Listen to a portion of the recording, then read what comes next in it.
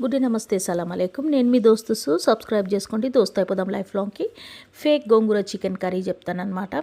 NRIs కోసము fake గోంగూర chicken curry. అది ఎట్లా చెప్పు, మాకు ఇక్కడ గోంగూర దొరకలేదు, ఏం చేయాలా అంటే, మీకు ఒకవేళ గోంగూర తినాలన్న ఉరిలు వస్తున్నాయి అనుకో నోట్ల, ఈ టైప్లో చేసుకోండి. మంచిగా ఆనియన్ సాటే చేసుకొని ఆయిల్ లోపల, దాని తర్వాత కారము, పసుపు, ఉప్పు, అల్లం ఎల్లిగడ్డ పేస్ట్, ధనియాల జీలకర్ర పొడి వేసేసి కొద్దిగా లైట్గా వాటర్ పోయండి, ఎందుకంటే లేకుంటే అది మాడిపోతాయి అన్నీ. దాని తర్వాత అది సాటే అయిన తర్వాత చికెన్ వేసేసేయండి. చికెన్ వేసి చికెన్ని కూడా మంచిగా సాటే చేసి మూత పెట్టేసేసి ఒక 10 మినిట్స్ మంచిగా ఉడకనియండి. ఉడికిన తర్వాత మూత తీసి టమాటా, మీకు ఎంత టమాటా కావాలో అన్ని టమాటాలు వేసేసేయండి.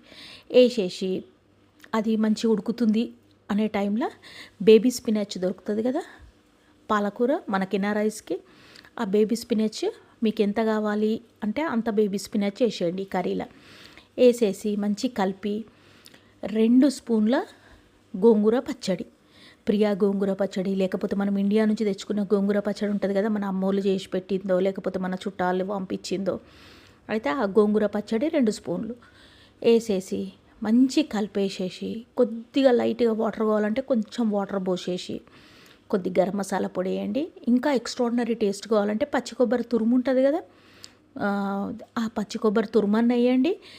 లేదు అని అంటే ఎండి కొబ్బరి, డెసికేటెడ్ కోకోనట్ ఉంటుంది కదా, అది కూడా 1 to 2 స్పూన్స్ డెసికేటెడ్ కోకోనట్ వేసేసి మంచిగా కలిపేసేసి మూత పెట్టేసి ఒక 10 మినిట్స్ మంచిగా సిమ్మర్ మీద ఉడకనియండి.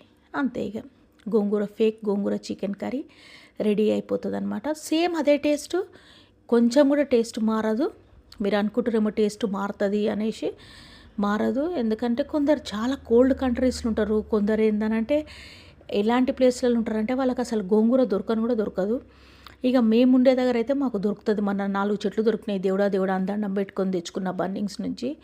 రోజెల్లా అంటారు ఇక్కడ. అయితే రోజెల్ల చెట్లు 4 తెచ్చి పెట్టుకున్న. మాకు భయంకరమైన వర్షాలు 2 రోజుల నుంచి, మరి ఫ్లడ్స్ వస్తున్నాయి. ఇక మరి ఏమవుతుందో ఏమో, మొత్తము గరాజులంతా నీళ్ళు, మోకాళ్ళ వరకు నీళ్ళు వచ్చినాయి, ఇంటి కింద కూడా అన్నీ నీళ్ళు వచ్చినాయి.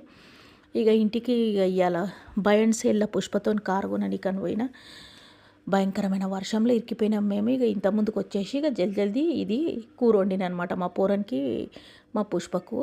ఇక జర కారం ఉంటుంది, ఇక అయినా ఉసుపసు మంది తింటారు.